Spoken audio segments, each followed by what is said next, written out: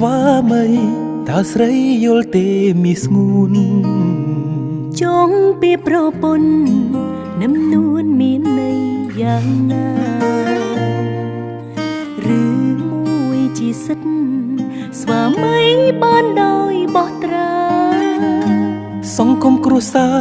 គឺជាខ្សែចរបេះដូងអូនរឹងប្រលឹងចង់ឈ្នះស្នេហាដូចពាក្យចឹងថាភ្នំខ្ពស់នៅទៀបជាងស្មៅបងបានតែរូបកាយតែចិត្តអូនមិនបានទេបើបងរងចាំនៅឈ្នះចិត្តស្នេហ៍អូនបងជាស្វាមីស្រស់ពីស្អីអូនកុំស្រមៃថាចែកផ្លូវបានអូនស៊ូទ្រាំចាំដល់ថ្ងៃស្រកលយ៉ាងថ្ងៃដែលបានឈ្នះចិត្តបងចងចាំផងនៅប្រស្នេហ៍ស្នងមេឃធំផងគង់ចាញ់ដួងព្រះច័ន្ទ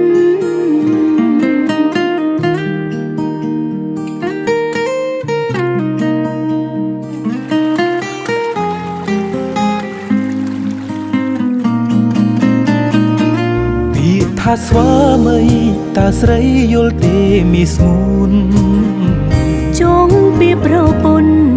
នឹមនួនមានន័យយ៉ាងណាឬមួយជាសិទ្ធស្វាមីបានដោយបោះត្រាសង្គមគ្រួសារគឺជាខ្សែចរបេះដូងអូនរឹងប្រលឹងចង់ឈ្នះស្នេហាដូចពាក្យចឹងថាភ្នំខ្ពស់នៅទៀបជាងស្មៅបងបានតែរូបកាយតែចិត្តអូនមិនបានទេបើបងរងចាំនៅ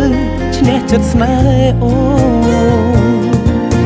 នបងជាស្វាមីស្រស់ពីស្អីអូនកុំស្រមៃថាចែកផ្លូវបានអូនស៊ូទ្រាំចាំដល់ថ្ងៃស្រកលយ៉ាងថ្ងៃដែលបានឈ្នះចិត្តបងចងចាំផងនៅប្រស្នេហ៍ស្នងមេឃធំផងគង់ចាញ់ដួងព្រះច័ន្ទបងជាស្វាមីស្រស់ពីស្អីអូនកុំស្រមៃថាចែកផ្លូវបានអូនស៊ូទ្រាំចាំដល់ថ្ងៃស្រកលយ៉ាងថ្ងៃដែលបានឈ្នះចិត្តបងចងចាំផងនៅប្រស្នេហ៍ស្នងមេឃធំផងគង់ចាញ់ដួងព្រះច័ន្ទមេឃធំផងគង់ចាញ់ដួងព្រះច័ន្ទ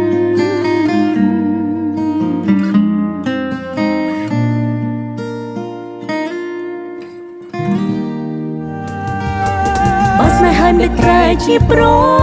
ត់រឿងកំសត់មកពីនាងណាឬមកពីអូនតូចទីគ្រួសារក្រក្រៃអានិតអូនស្ទើរស្អីសង្ខារឲ្យបងធ្វើយ៉ាងណាទៅស្រីម្ខាងជាគ្រួសារម្ខាងជារូបស្រីម្ចាស់ស្នេហ៍